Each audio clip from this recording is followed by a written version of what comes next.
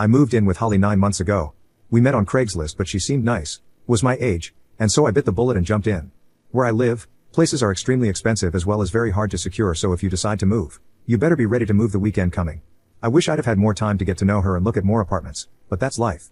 Holly makes $44,000, and I make $73,000 despite being a year younger than her. I think she's a bit resentful of this, and thinks I don't have any money problems or any reason to keep a tight budget. I've explained to her before that I have student loans, car payments, and several other financial responsibilities that I've committed to, and paying for gas and train fare to and from work, 30 miles away, etc.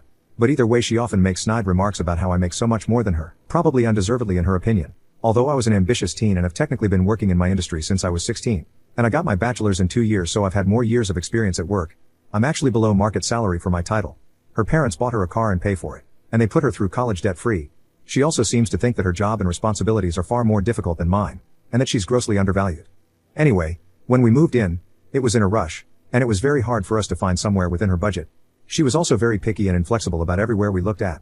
For a budget of $1,200 per month, she wanted WD and unit, separate bathrooms, a second floor apartment, parking, a large bedroom, lots of light and windows, and something lofty with exposed brick. Unfortunately, those demands are laughable in the area we live. Coming from the Midwest, she really didn't understand that.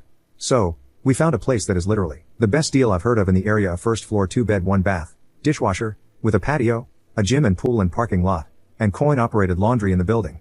However, for her to afford it I would have to pay the difference of $175. So, her rent for the last 9 months has been $1,200, and mine has been $1,375. For this, I got an only slightly bigger bedroom. I've hated living with her. She's extremely messy and treats the rest of the apartment like it's her bedroom. Her clothes are always everywhere. She never washes dishes or takes out the trash, and the bathroom is disgusting. She leaves used tampons and pads out in the open and uses an electric toothbrush for about 4 minutes every morning and night and just drools toothpaste any place she walks while she's brushing. I'm the only one who has ever cleaned the bathroom, and it took me until 3 months into the lease to realize she didn't know how to use the dishwasher. Aside from her gross behavior, she's extremely needy and takes up all of my energy if I'm even in the room with her. Her social skills are lacking because she's so over the top and exhausting to be around and doesn't know how to be chilled. And I know she's had issues at work about her professionalism. She is a social justice warrior and will rant to anyone she can get her hands on about issues she's only half informed on. None of my friends like her, or will hang out with me if she's there.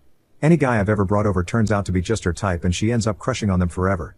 She's also a virgin, which has been a bit awkward but not a huge thing. It just means that when she's around a guy she misinterprets very small things as being big, e.g., OMG he hugged me, what does it mean? She also goes on rants about guys and intimacy when she's literally never had it. I really just can't stand being around her, and sometimes she talks so much at me that I start to want to cry in the middle of her speaking.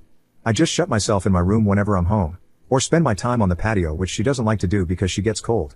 Luckily I work from about 9 a.m. until 8:30 p.m. and do a lot of workout classes or networking events most evenings. At the beginning I tried to drop hints and make nice suggestions to her, to try and get through it better and make it work. Nothing worked though, and she would only get very insecure and upset, asking if I hated her while on the verge of tears. I just want to be direct, but she can't handle it, and it makes the living situation worse. So I just shut up for the rest of the time and tried to keep busy. I stopped telling her what I would be doing so she couldn't invite herself. She confided in me that she was kicked out of her sorority in college and that people always leave her, and she was so happy that I wasn't going to do that to her.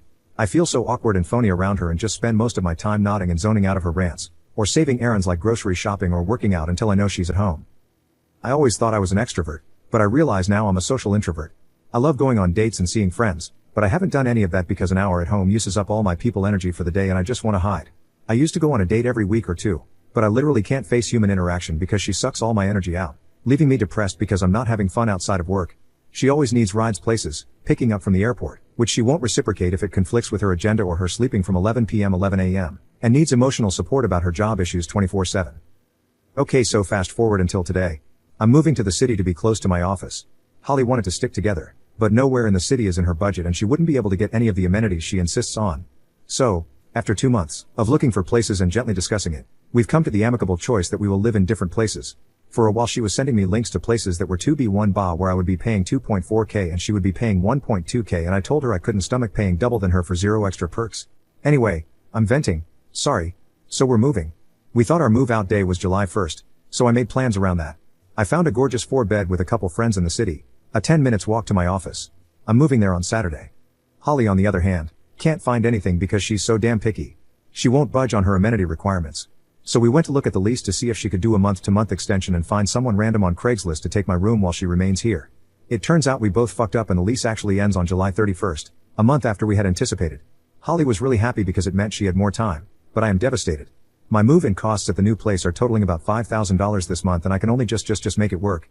This now means that I also owe an extra $1,375 to pay the last month's rent at the old place with Holly.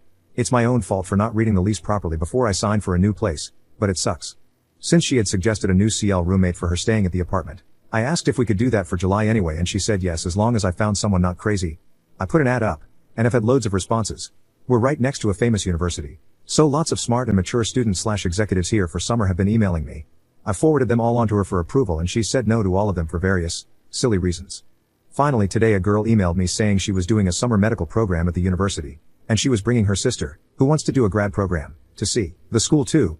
They both wanted to stay in my room for 3 weeks but would pay for the full month to make up for extra utilities used. They sounded the most promising, and I was sure Holly would be interested, so I sent their app along. I thought she would be keen on having 2 potential friends. She responded saying, I also think the rent should be higher. This is a downgrade of quality of living for me so I shouldn't pay as much. Kinda like how you didn't want to pay $1,000 more than I was paying to share a bathroom with me in the city. I think that's a bit different because you're already sharing a bathroom. And we were talking about a $1,000 discrepancy there for the exact same living situation as each other. How much more would you want them to pay? Right, but sharing a bathroom with 2 people is different than sharing with 1 person. You and I don't have conflicting schedules, so it's a non-issue, but I would be pretty annoyed if I couldn't get ready in the morning because there were 2 other people in the queue, when I didn't sign on to share a 2BD with 2 other people. My mom's office weighed in and they all recommend the rent being split in thirds. I think the point is I shouldn't have to be stuck with anything. I signed on for a 9-month lease with 1 person I knew. And all of a sudden the expectations are changing and I'm supposed to pay the same. How would you feel if you were in my shoes? This is my life, too. I do see her point. But I'm really frustrated because I thought that this was going to be the one she liked, and I'm at my wit's end. The women can't afford what Holly is asking for, and there is nobody else in the pipeline that she approves of.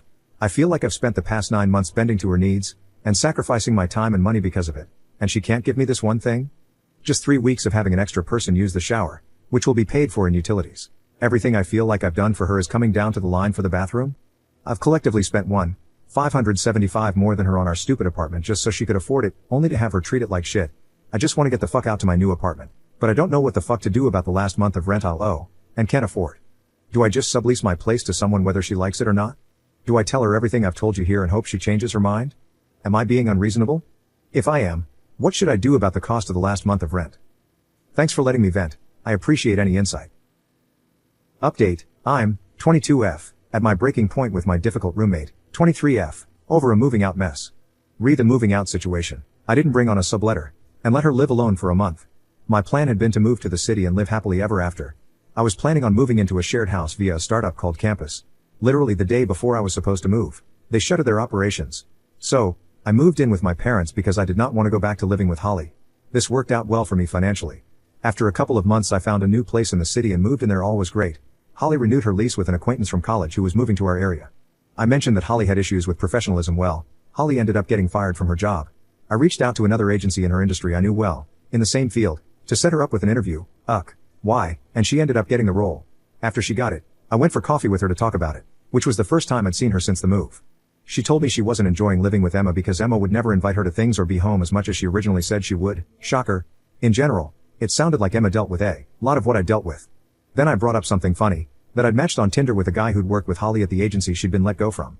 I had met him once at some company thing I'd gone to with her. She immediately asked me to message him and ask him what he thought of her. She told me she'd had the biggest crush on him the whole time she'd worked there and that he was the one for her. We left it at that, with her asking me to promise to message him. I said maybe. Well, I did message him. And we went on a date. She texted me almost every day asking if I'd heard from him, and when I finally responded and said we were going out, she became extremely upset. She asked me to make a choice between him or her. She said I was boyfriend stealing, and that I wasn't a good friend. I wanted to tell her I wasn't her friend. So I took her up on her ultimatum, and I chose him over her. 2.5 years later that guy and I live together and have the most gorgeous dog in life. We have a great friend group, great jobs, and our families are so close we've all spent Christmas and Thanksgiving together too. He's so hot and cool. I'm 25 now and he's 29. Our dog is a 1.5 Aussie. I've never spoken to Holly again, but since my boyfriend is close to his old coworkers, don't worry, he wasn't fired, who keep up with Holly on social media, I've heard that she moved to LA, and has cycled through 4 more companies, each time getting fired. I don't know much else about her life since she blocked me on every single form of social media including Venmo. I've never met a person who knew her that didn't think she was batshit, so that's validation. The end. TL, DR, 10/10 would boyfriend steal again?